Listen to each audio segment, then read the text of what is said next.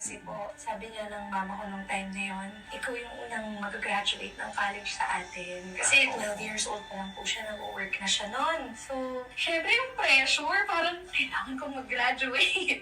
And yun din po yung time na pinara niya ako sa ibang bansa because wala po akong chance dito maglakad-lakad sa kalye, makihalubilo sa mga tao.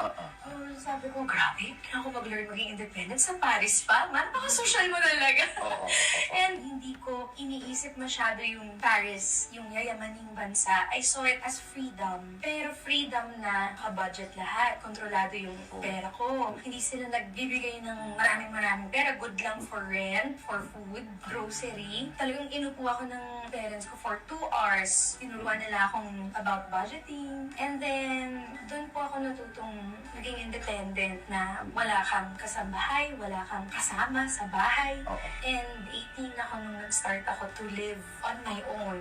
Yung nag-adulting ako to the max, 18 onwards. Parang hinatak mo yung edad mo para lang maging independent na. No choice. Kaya, so nung wala commute ako.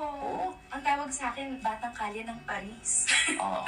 Talagang meron akong trabaho, 3 job, naging sekretarya ako dito. Parang nag-training pa ako ng concierge sa isang maliit na hotel. And then natuturo pa ako ng English sa mga in-check sa Chinatown. So ang way ko to teach them is French, pero English yung tinuturo. Hindi kami magkaintindihan.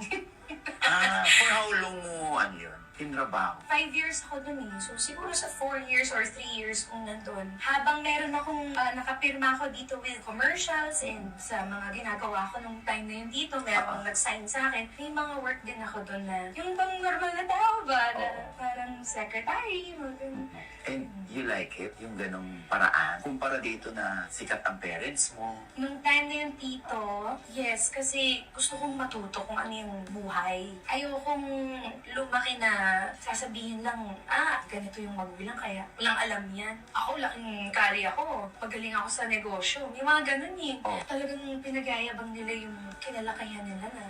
Sabi ko, siguro may way din na pwede ka rin gumaling sa negosyo or sa buhay na medyo iba rin yung background. So, hindi yung mami mo kasi like, may kwento sa akin siya na parang yung anak nila ni Gabi, nung araw na sila maingay talaga, masikat, ganyan. So, parang hindi mo na alam kung saan mo ilalagay sarili mo dahil nga parang hindi ka na mag-artista, parang damay ka na rin sa kanila. Sabi ko nga po, yung ibang artista po, pinili po nila yun. Like, they chose to be known. Yung nag-audition, kagalingan ko para makilala ko. Kagalingan ko para dumami yung project ko. Tapos, magiging sikat na akong artista. Ganun. May choice sila. Ready sila kung ano yung tatahakin nila na mundo. Diba, tito? Kumbaga parang, once na sumabak ka, dapat ready kang sumabak. Tito, ako